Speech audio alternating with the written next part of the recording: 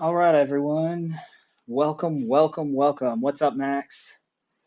Good to have you on joining. If you can hear me, feel free to um, yell out on social.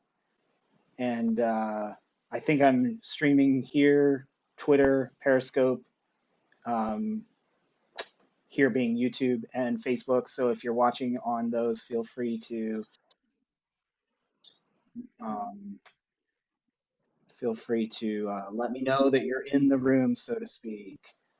All right. I am excited about the conversation we are about to have tonight, specifically talking. Thank you, thank you.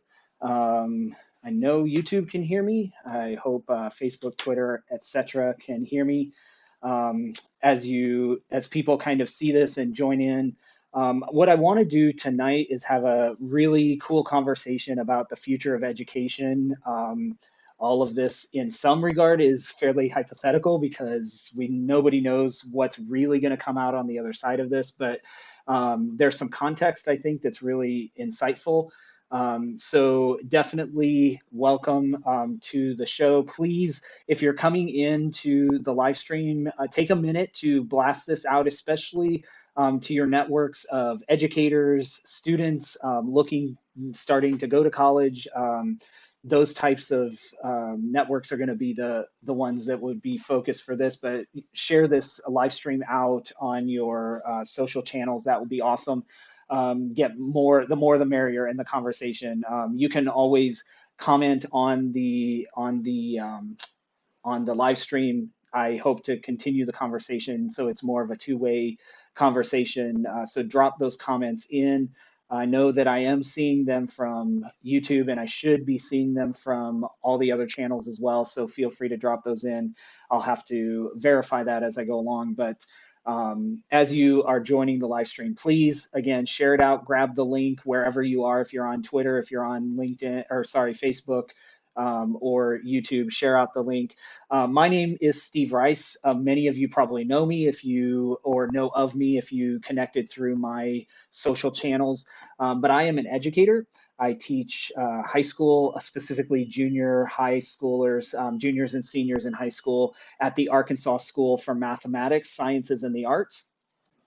And the topic that I'm going to be talking about tonight, specifically college entrance and admission, is a big one that our students are focused on usually before they even get to our campus. So it's really an important topic. And I'm hoping that this will be helpful for a lot of others as outside of just, the junior senior year, because this is shifting and this will shift as kind of this earthquake of COVID has happened to all of us, but specifically education is shifting, industry is shifting. All of these things are shifting in major ways that we haven't seen in the last 100 years.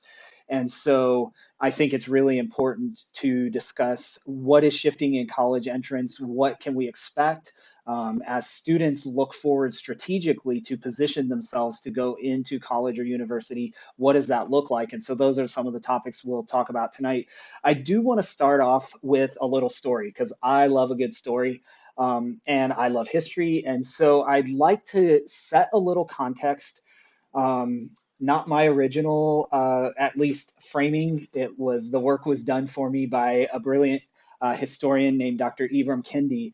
But in 1916, there was a lawyer in New York who wrote a book called The Passing of the Great Race, The Passing of the Great Race. And in this book, this lawyer named Madison Grant constructed essentially a racial hierarchy or a ladder of a racial hierarchy which positioned what he called Nordic races or Anglo-Saxon races, white people basically at the top, and Jews and Italians and other non-white people in various levels descending from whiteness.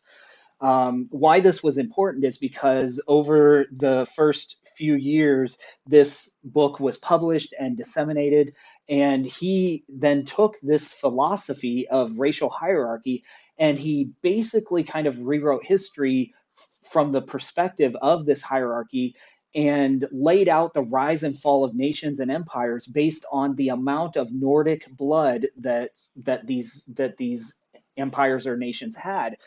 And so this was moving into the kind of zeitgeist of what people were aware of. But think about what was happening in 1916, where the world was about to be broiled into this incredible world war that nobody had ever seen before.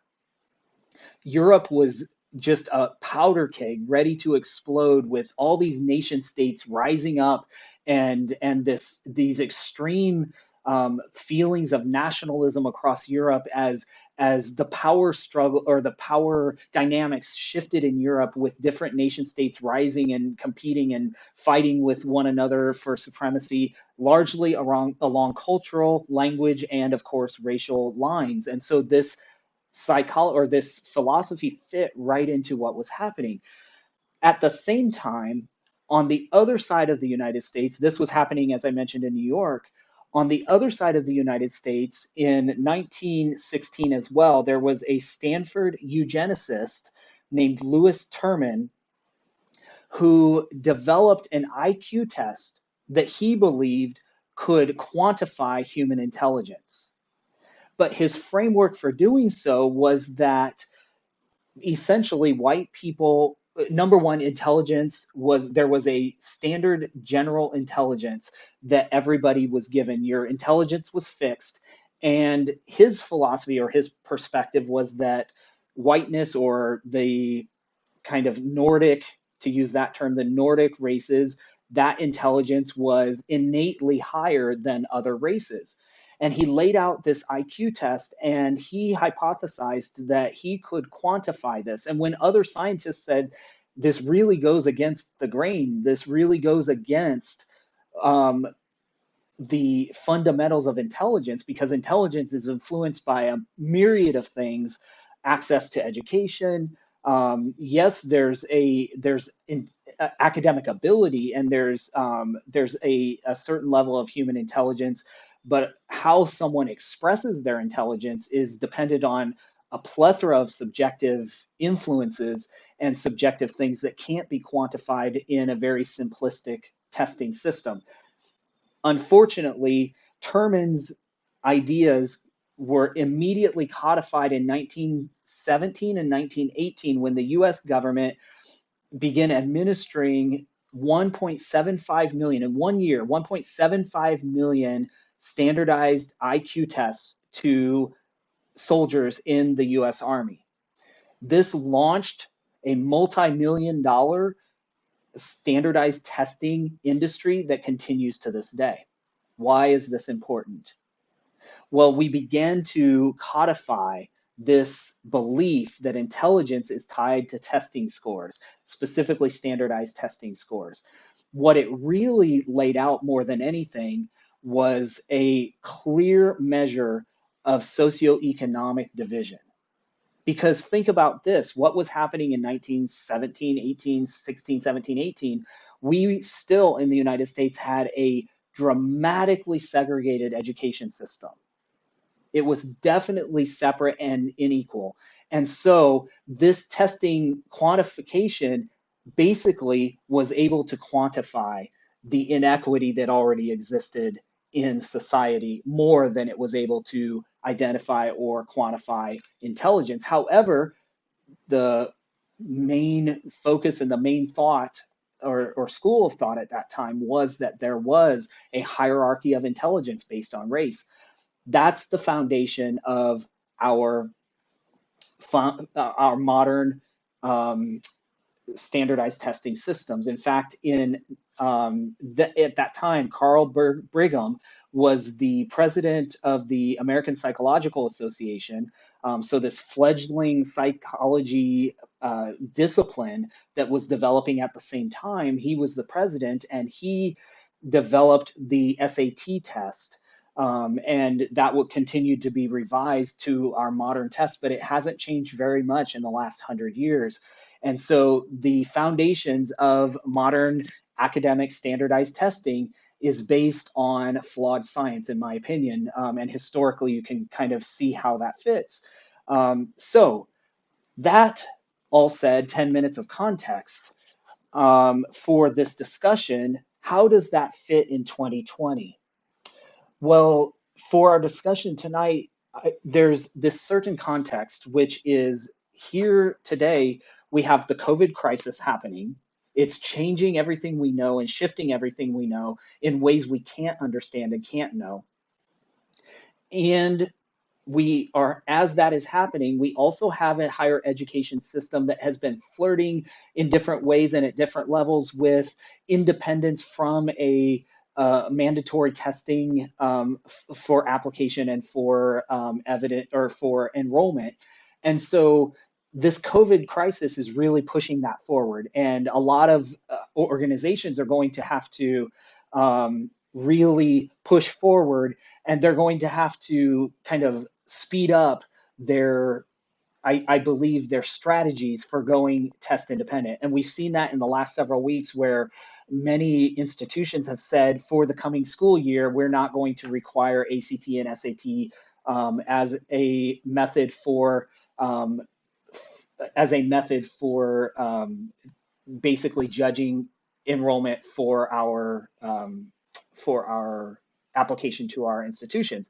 When this happens, when that becomes the standard, just as the standardized tests became the standard 100 years ago, it's going to be hard to put the genie back in the bottle, so to speak. And so as we move forward, contextually, COVID is pushing organizations and higher ed organizations this direction. That's context. We're moving to less dependence on standardized testing. At the same time, there has been this movement. My generation, those of us in our 40s, 50s, have raised Gen Xers, we're a small generation, but we're raising Gen Y, or we have raised Gen Y, that are now these millennials that are moving into the workforce. Under them are coming the people that would be my children's age, are moving into the higher ed sphere, and these kids have seen a different world. Their parents have seen a different world. Millennials have grown up looking at the vast amounts of debt that they're taking on to get their higher ed, and they're really saying, is this worth it? And so you have all of these things moving and happening, and it becomes kind of context for all this major shift. So what happens when students are looking for more value and they're looking for more flexibility? Higher ed is forced because of circumstance to adjust their criteria. We start to see a flexibility and a changing of the criteria that has been largely unchanged for 100 years.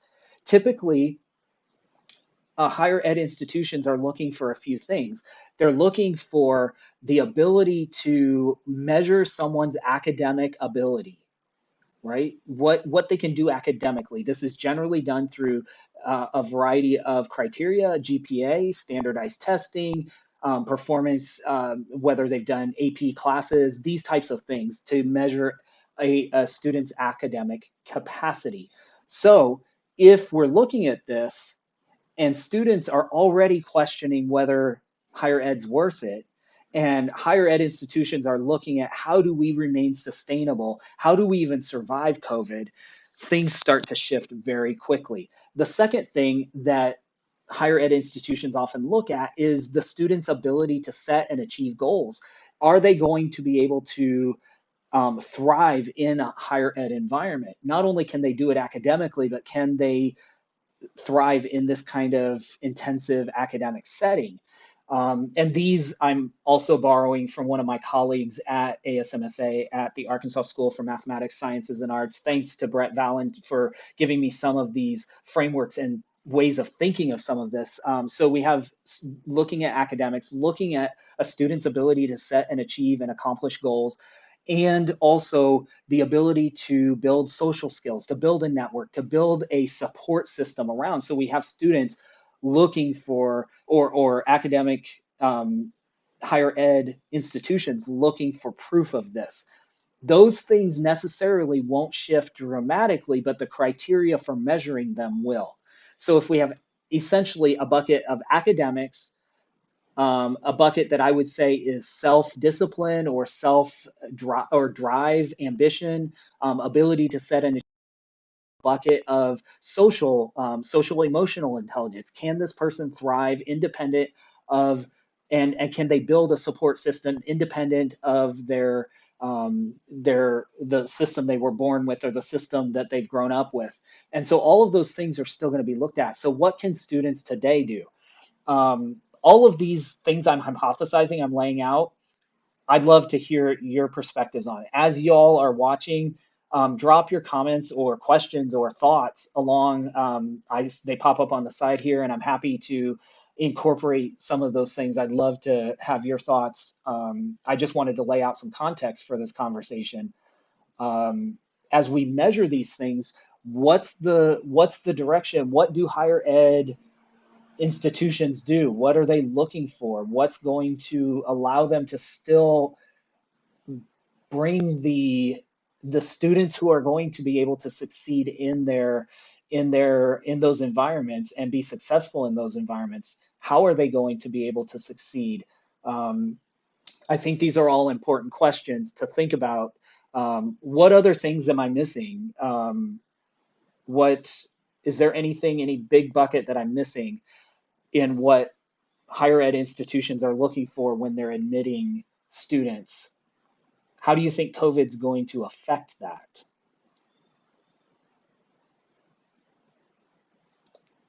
Any thoughts from the observers? If you're on Facebook, your comments should be showing up for me, but I'm not on Facebook right now. But I believe I'm live there, so I may not be able to see your comments. If I'm not responding to them, I apologize. Um, that's why. I know I can see YouTube comments. Um, but I'd love your perspective. As we think about these things, one of the things that I'm thinking about as an educator, and I'm doing myself, is this COVID thing is shifting everything. So I'm asking myself questions about how do I better prepare students for something that I don't even know how it's going to play out? How do I teach them skills? How do I help them develop skills that will make them successful? And one of the things that I always tell students in my class that was pre-COVID, but I think is even more vital now, is that you have to figure out a way to make your work visible. And if I were giving advice to any student, any sort of uh, student that's looking to go into college, or if you're in college looking to go into the workforce, absolutely this is relevant advice no matter what stage you're at, and it continues even into your professional career. Figure out a way to make your work visible. What do I mean by that? In high school, this may mean a project that you take on in the summer that allows you to demonstrate that you can apply what you've learned in the classroom outside of a theoretical or academic setting. So, for example, if you're interested in life sciences, can you go into a research lab and serve as a research assistant? Or can you work with someone if you're interested in art and design? Can you develop a portfolio? Can you give a or plug into a showing somewhere? Can you show your work publicly? If you're interested in music, can you put platforms on the internet? Can you put on a fundraising concert? Can you create something with your own intelligence, your own skills, and can you put that out into the world? This helps to make your work visible. That's what I mean by making it visible. So where do these kind of, I call them portfolio projects, where does that fit going forward after COVID, in college entrance and admissions? How does that fit? Typically, this has been support documents or support information that you submit with your application to college or university. But how can you use it to stand out if you're a student, if you're a parent or a guardian of a student that is, you're thinking strategically long term and helping your student navigate the process? How can you develop projects and develop experiences that will put you in a place to win? Because really, education is a game. It's knowing how the game's played. That isn't to trivialize education, but there is a method for being successful in this environment. It's like playing in a sandbox. There are certain tools that allow you to build a sandcastle in the education sandbox. And so if you're going into that sandbox, and if you're shifting from one sandbox to the next, from your K-12 experience into your higher ed, or from higher ed into the workforce, these tools are drastically different. And the medium with which you play is different in these different environments. And so helping to demonstrate your ability to function in these different environments is absolutely essential. Um, One of the things that with these portfolio pieces that is really, I think, and these supplemental things, everybody knows what happened in 9/11 almost 20 years ago. Everybody knows what happened in 2008, 2009, 2010 when you show a bridge in your, for example, in your work experience from 2008 to 2010. That's easily explainable because there was a global financial crisis, meltdown of the markets, and a lot of people were displaced. So you can explain what was going on. The same will be true for COVID. When people look at those graduating in 2020, 2021, maybe even 2022, people are going to recognize what happened. The default for students is going to be COVID happened. And that's going to be acceptable for most college applications. The question becomes, from a student standpoint, if you're thinking strategically, is how do I stand out?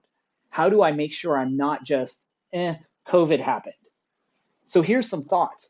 If you can figure out a way to continue your project or develop a project in the midst of this uncertainty, in the midst of what's going on, with the resources available to you, with the confines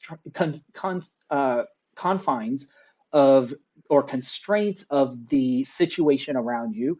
We are sequestered in our homes. We have access to technology. We have access to information. We have access to each other virtually. What can you create? That becomes the foundation of your, I guess, sales pitch, or your pitch for entrance and admittance to whatever the next step is, whether that's going from higher ed to the workforce or into higher ed from, say, a K-12 environment. And so I would begin, if I were advising you, if you're a student, to begin to think about, what can I do now? How can I use my skills, my unique talents? What am I interested in? If I want to go to business school, can I develop a social enterprise during this time, even if it's a simple enterprise, to help solve some of the problems that are going on or the challenges that we're all suddenly faced with? Can you make a social impact? Can you draw up a business plan and demonstrate your ability to, number one, think strategically and then execute? Can I show, again, adaptability? Can I show perseverance in the face of this great 100-year, once in 100 years situation? That's going to be really compelling, especially if it's tied directly to a personal narrative that's strategic and well thought out. So think about your own unique skills, your own unique talents, your interests, and your this is a time to explore those interests and those things. If you don't know what you want to do, this is a time to build self-awareness. I always try to train my students and teach them to build self-awareness, especially when you're young, especially when you're in high school. This is the time to try a lot of things, and you can actually leverage your method of trying a lot of things to bring self-awareness in order to set you up strategically for success in the workforce or success in higher ed. And that can help you build a narrative that's convincing and that's really persuasive when you move into a higher ed or you apply in a higher ed setting. So those are kind of the main principles or advice I would have, is think about and build your self-awareness, find out what you're interested in, figure out a way to deploy that in the confines of what's going on now.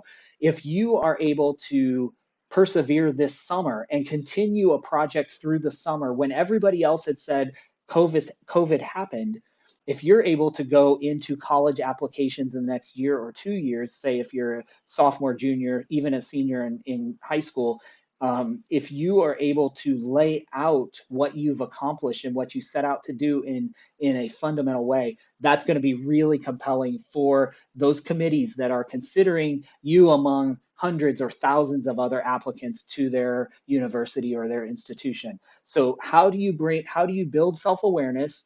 How do you explore your interests and combine that with your skills and your knowledge that you have, deploy it in a way that builds visibility for the work that you're doing? Honestly, I continue to use those techniques even in my career now. COVID happened, and within about 5 days, my campus was completely shut down, and we shifted to virtual instruction. So all of us as educators are scrambling to figure out what that is and how it looks, and we're innovating and scrambling to get this working. And I'm in the back side of my brain thinking, how can I make this more optimal? How can I use Zoom in a way that's even more powerful? How can I deploy this education that I'm trying to bring to my students in a way that's more engaging and compelling? And how can I play around and try different things to see what works? And that's the fundamental core of innovation. And if you can show persistence and adaptability, that's going to help you as you move into college, into preparing to apply for college. Then the final step is building that narrative. And that's where you can really lean on your network and on your professors or your teachers, your parents, um, your guardians, the people around you, to help you build a narrative that's cohesive, that builds on these supplemental things in addition to your academic, the demonstration of your academics, as well as your ability to build a support network and to thrive in a higher ed environment. This is especially, I believe, going to be much more important as we move past COVID-19, when schools are less and less dependent or less and less focused on standardized test scores. Yes, that may be an additional benefit or help, but when they're looking at all of the applicants, how can you set yourself apart? And I think it is those supplemental things that will have more and more impact and be more and more persuasive, because it demonstrates your uniqueness and your and how you stand out from the crowd, as opposed to just your GPA or just your SAT, ACT scores. So that becomes really important, I believe, as we move past COVID-19.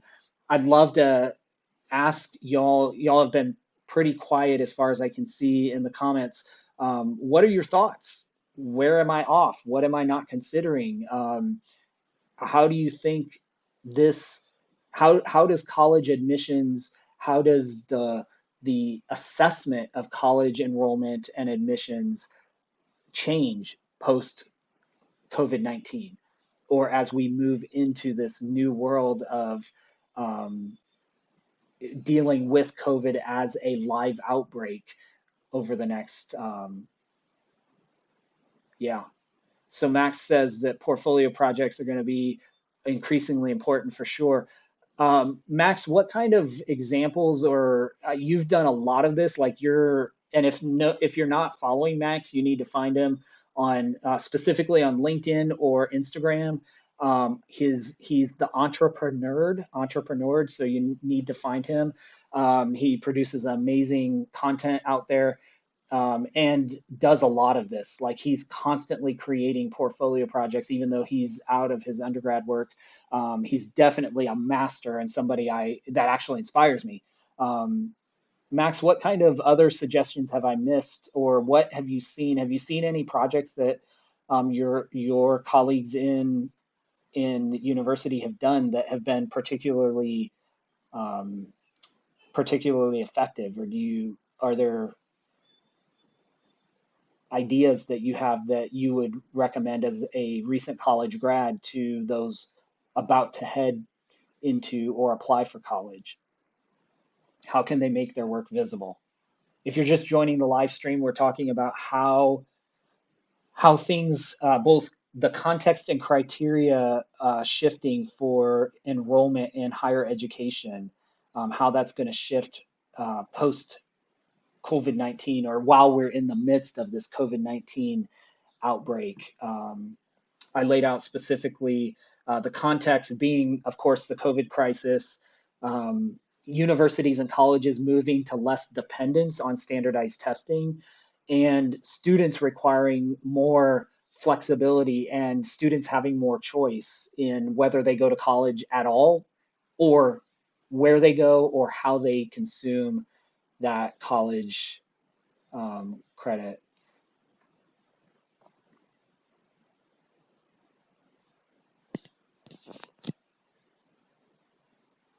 Yeah, I think this is a great point Max makes that small portfolio experiments, and that I think is important.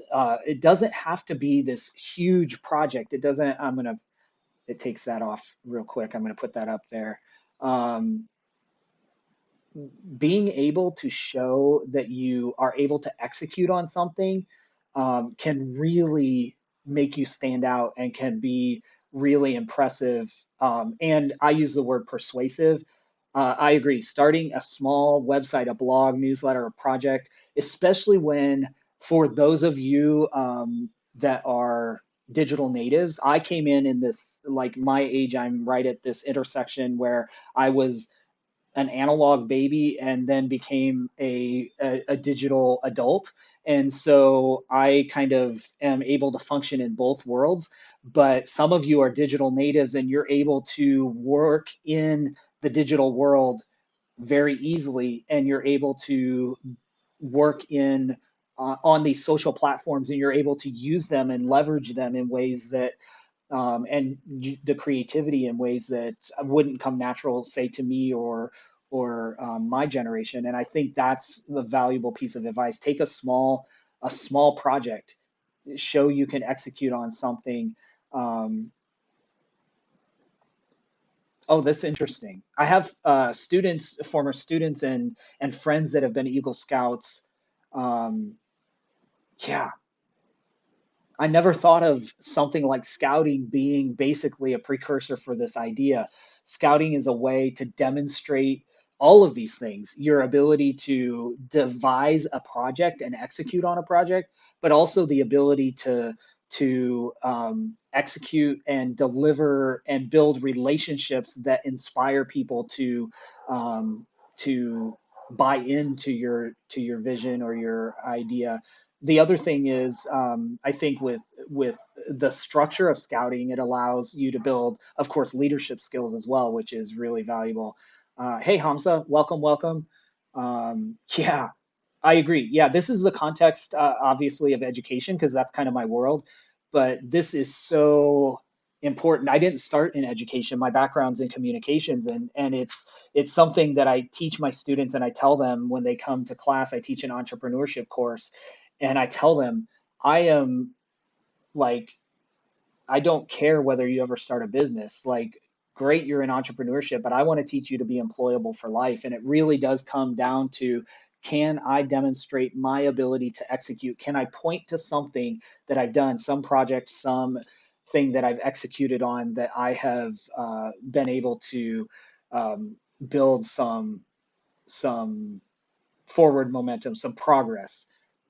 Have I been able to lead a team? Can I demonstrate I am able to communicate effectively? That I can, in this case, this COVID situation, a lot of us have been paralyzed just by the shock of it, and that's a normal response to trauma, which this is a global trauma to all of our psyches and even physically to so many that are suffering, and our economy and all of this. But it really sets us up strategically for those who aren't in an acute situation where you're not dealing with COVID in your household, as far as somebody isn't sick or you're not sick. For all of us, professionals or students, it's a great opportunity to demonstrate our resilience, to demonstrate our persistence, to demonstrate our ability to function and to execute in a time of great uncertainty and a time of real challenge. because those are the skills that coming out of this and even going into it, but especially coming out of it, every employer that is struggling through this new economic downturn and recession that we're all in and heading into, all of the employers and all the millions and millions of people that have been unemployed instantly that will be back in the market as we get a better handle on the health, the health side of this, then the economy is going to be ramping up and it's going to be, workers are going to be flooded back into the workforce. And so if I'm at home, especially if I've been laid off or if I've been, fired during this time, this is the time I'm thinking about, gosh, how do I position myself? What have I done in the past, or what can I do right now in my community with the constraints of this situation and with the access to the tools I have, specifically technology and networking, the networks I have and the people in my networks? What can I create that can have an impact that I can then point to and say, this is value that I bring? So that's a great point, Hamza. This is, um, again, yeah, it's great for job seekers, recruiters, everybody. And I think this one thought that my colleague at ASMSA brought up.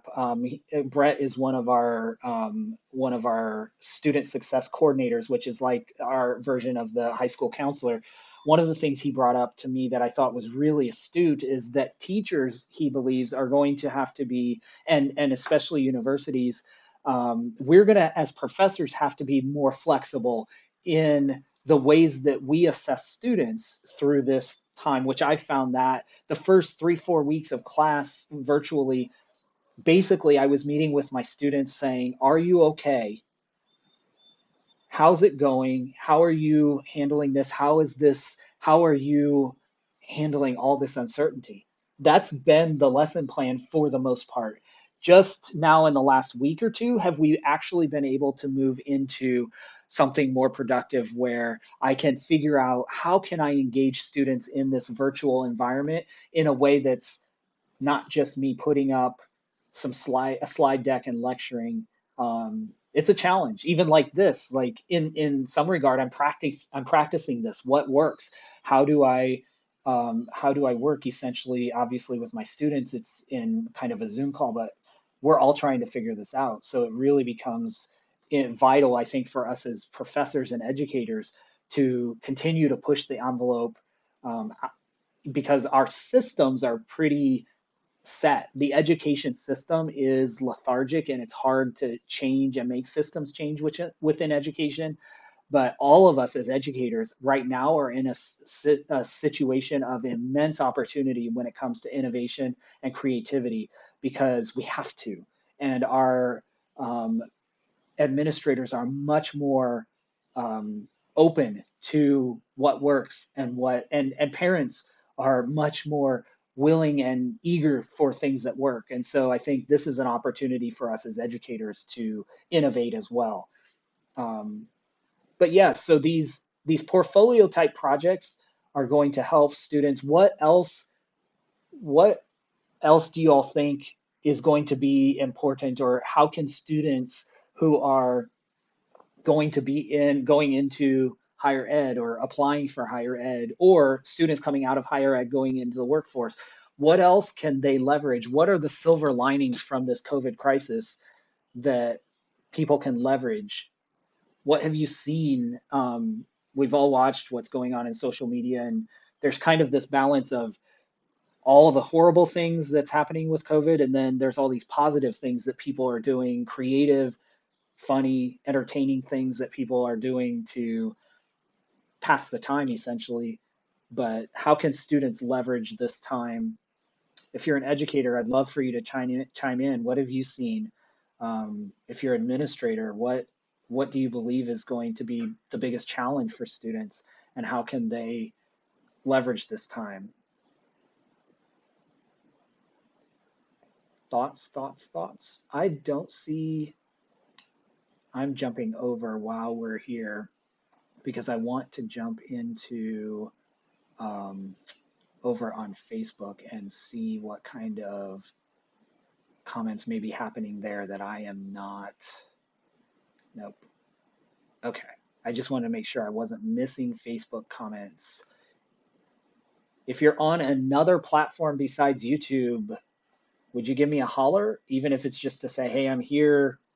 This is where I'm watching from, so I can see if anybody's. I think I'm streaming to Twitter, Periscope, and I know Facebook as well. So, any other thoughts? Any other thoughts around this topic of student success when it comes to college enrollment and engagement, college prep for applying and enrolling for college? What are going to be the challenges coming out of this that we haven't talked about?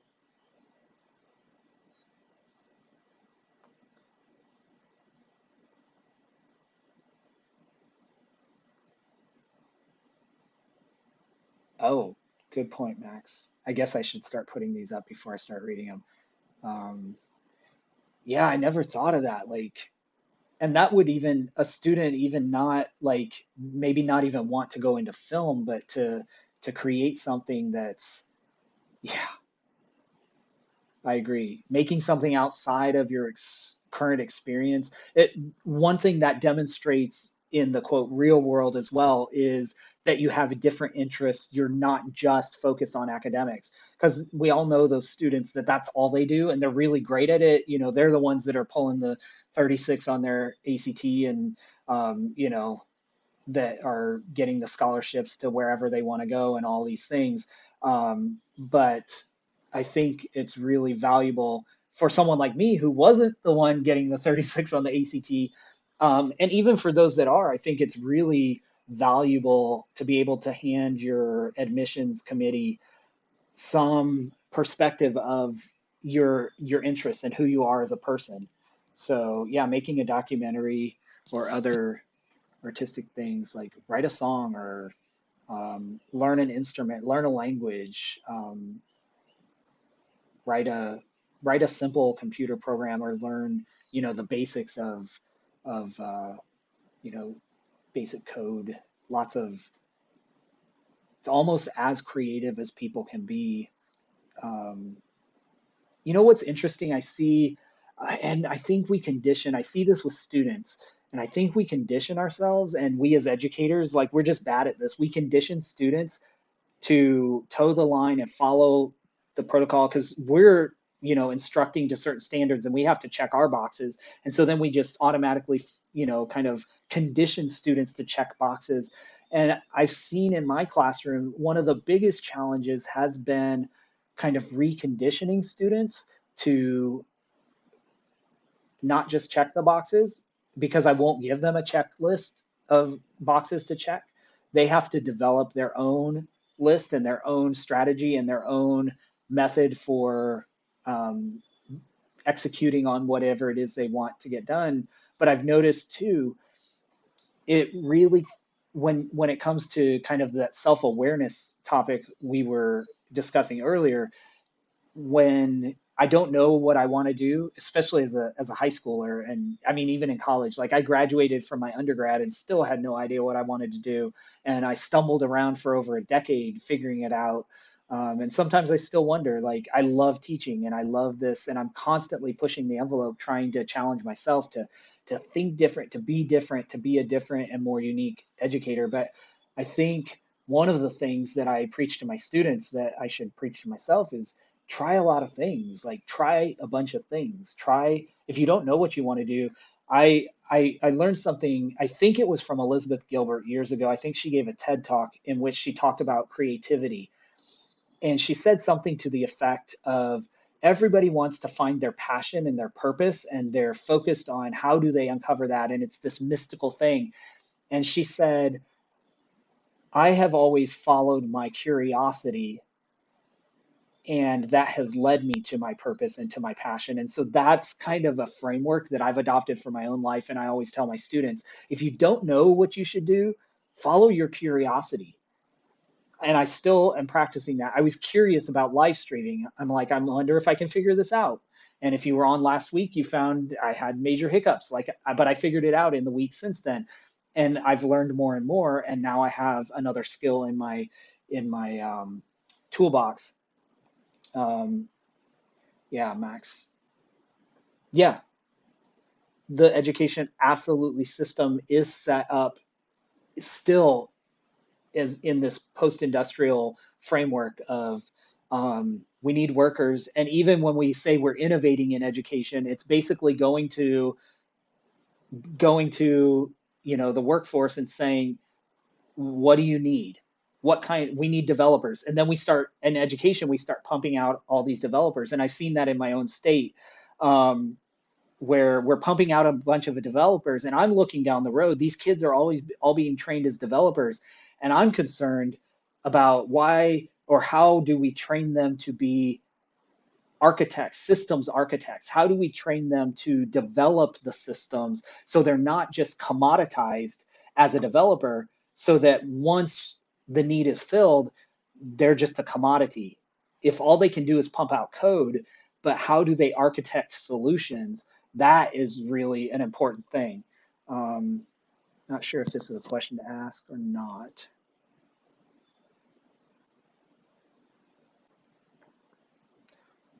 Oh, from the standpoint of an educator or somebody running an internship program, anybody have thoughts on that? Like, how can you keep your interns engaged or connected during the quarantine period?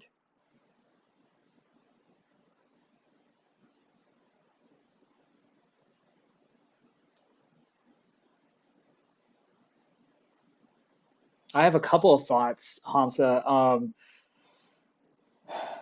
Oh, I set my settings so it removes that. I need to set it. I wish it was a. Um, I think motivation, I don't think you can do because motivation is intrinsic. You can provide environments that help the student increase their own motivation. The thing that I've noticed that works for me, and I think is basic human psychology, is number one, there has to be some super clear objective or super clear expectation or super clear goal. Like if I know where we're going, my internal, especially if you're working with people, which I believe you are. I mean, I know you personally, so I think like you're working with motivated people generally. So I think number one, it's absolutely clear vision. Um, and then it's helping, I think one other thing is providing clear vision, clear expectations, and a clear objective, and then helping, in this case, students or interns overcome and identify their own obstacles they might not even recognize in their own head, especially if they're isolated geographically and if all you have is virtual connection. It's really getting with them and helping them process what's happening in the world, what are their constraints, helping them process, am I still committed to this experience? Has Because everything in their life has shifted in the last 5 weeks, like all of us, 6 weeks, have my priorities changed? So I would want to be talking to them, having a serious conversation with them about priorities. And when priorities shift, it's okay to let something good go if you're going for something else better or great, or if you just don't have the bandwidth. So giving them the permission, I guess, to, if they're not committed anymore or can't be committed, to back away, I think that's valuable. Those that are committed, then really getting into serious conversation about like, how can I bring greater clarity? How can I help them build out a framework to accomplish the goal and make sure, like we were talking, Max and you and I were talking in this conversation about keeping it very succinct and simple. It doesn't have to be, even if you're going for a huge project or it's part of a huge, a big picture, what's the smallest thing that they can accomplish, that they can do, and how can they come up with a solution to solve that problem? The third thing is I wouldn't fix it for them. I got that feedback from my current students yesterday when we talked about the course they had experienced, and they're like, don't jump in too soon. They were telling me as a teacher, don't jump in too soon. So I think that would be my advice via my students. Don't jump in too soon, but you want to provide clear parameters. That's where you need to jump in. But actually taking over and solving it, that's really where they kind of need to flounder a little bit. That's my perspective.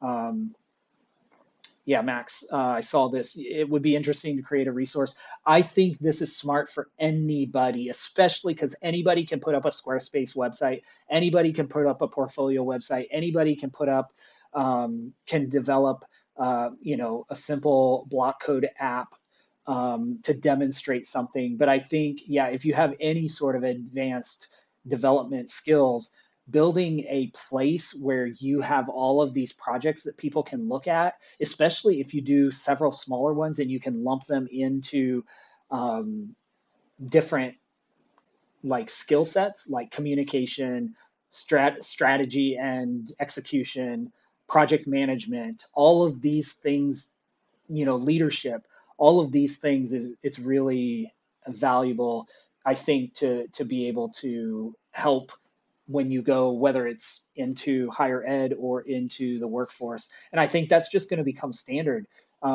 Like people are you're just going to have myname.com, or in my case, Stephen E. Rice, because Stephen Rice took my URL before I was smart enough to grab it. But yeah, you're gonna have a place to show what you're up to, what your interests are, and then to show how your interests change over time. I think that's going to be valuable in the next 10, 15, 20 years. Like these YouTube videos will be up for whenever. I mean, they're going to be there forever. People are going to be able to see for a long time what my thinking was in 2020 in the middle of the COVID crisis, good or bad. They'll be able to judge, but the fact is I'm out there, and it's visible. It's there for people to see. So yeah, I think that's absolutely true. Um, Demonstrating you're adaptable and that you're persistent. Um, what other thoughts? Any other thoughts, questions, or observations centered around this topic? I'm curious. People have bounced in and out of there's a few more people on the live stream. If you're just jumping in, we're talking about the context, the criteria shifting and they just bumped back out. No, the context and criteria for college application and enrollment, and how students can leverage this crisis when they come out on the back end of it. Any final thoughts or observations from the silent, somewhat silent? Got to hop off. Go for it, Max. Glad to have you. I appreciate you staying on so long and contributing to the conversation. Grateful for your friendship. Any other thoughts, comments, questions?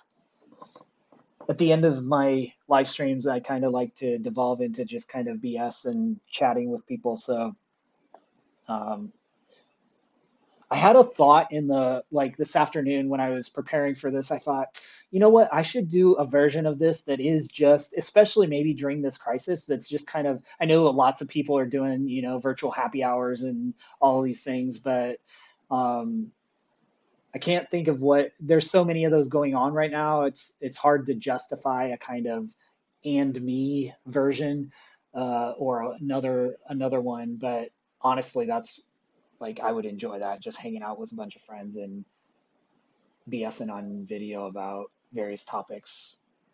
So, well, this is winding down to an end. We're in the last few minutes, and the comments are slow, so I don't want to keep y'all here longer than the conversation will support. I appreciate you all jumping in. Please connect with me if you aren't already on social media. You can find me everywhere at Stephen E. Rice, LinkedIn, Twitter, TikTok, Facebook. Well, not Facebook because I don't do much there, but um, definitely connect with me, please. You can find my website at stephenerice.com. Um, just, oh, you did. Hamza said you did. Was yours did you do like a virtual happy hour? Was that what it was?